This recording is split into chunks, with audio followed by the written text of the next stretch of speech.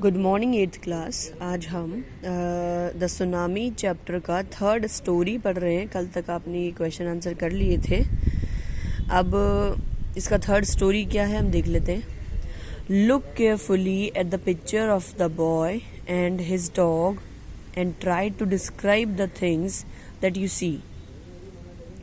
ध्यान से देखें इस चित्र को ध्यान से देखें। इसमें लड़का है और एक डॉग बैठा है और इस चित्र को डिस्क्राइब करें, वर्णन करें। जैसा कि आप चीज़ों को देख रहे हैं इसमें उस हिसाब से वर्णन करें। Using just words and phrases, मात्र आप शब्दों को काम लेंगे और फ्रेजेस यानी छोटे वाक्यों का। Either the teacher or one of the students can write down the words and phrases on the blackboard। या तो टीचर या स्टूडेंट ब्लैक बोर्ड पे वो फ्रेजेस या वर्ड्स लिखें। This is how you can start. इस तरह से आप स्टार्ट कर सकते हैं। काम, ब्लू सी, रूइन हर्ट्स, मतलब काम यानी शांत, ब्लू सी यानी नीला समुद्र, रूइन हर्ट्स यानी बिखरी हुई, बर्बाद हो चुकी है वो झोपड़ियाँ। इस तरह से आप लिखेंगे, पर अपन को लिखना नहीं है। चलिए चैप्टर अपन तो स्टोरी शुरू करते हैं। Before the giant wave slammed into the coast in India and Sri Lanka, wild domestic animals seem to know what was about to happen. Before the giant waves मतलब उस विशाल लहरों से पहले, जो कि जोर से किनारे पर आके रुकने वाली थी, मतलब एक तरह से जोर से किनारे को मारने वाली थी। कहाँ पे? इंडिया और श्रीलंका में। Wild and domestic animals seemed to know what was about to happen. जो वाइल्ड यानी जंगली और डोमेस्टिक यानी पालतू, तो जो जंगली और पालतू पशु हैं, ऐसा लग रहा था मानो कि उन्हें पहले से ही पता है कि क्या होने वाला है। They fled to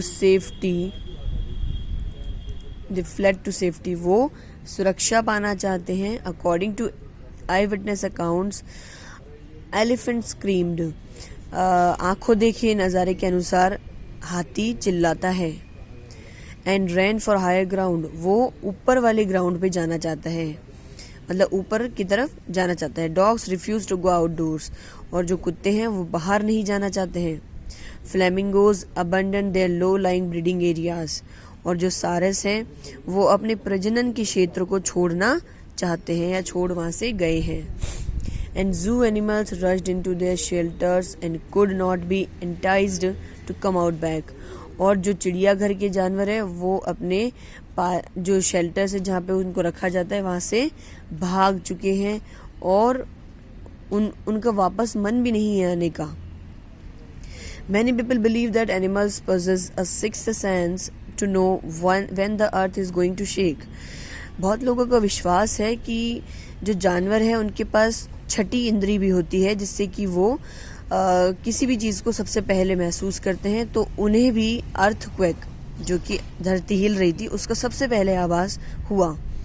Some experts believe that animals more acute hearing helps them to hear or feel the earth's vibration।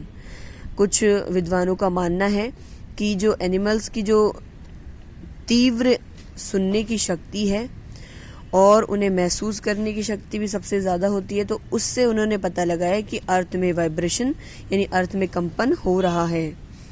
They can sense an approaching disaster long before humans realize what's going on, और वो किसी भी अकाल को सबसे पहले जान लेते हैं, उससे पहले जान लेते हैं कि जब तक कि लोगों को ये पता चले कि कुछ हो भी रहा है, उससे पहले जानवर ये जान लेते हैं कि कुछ अकाल पड़ने वाला है।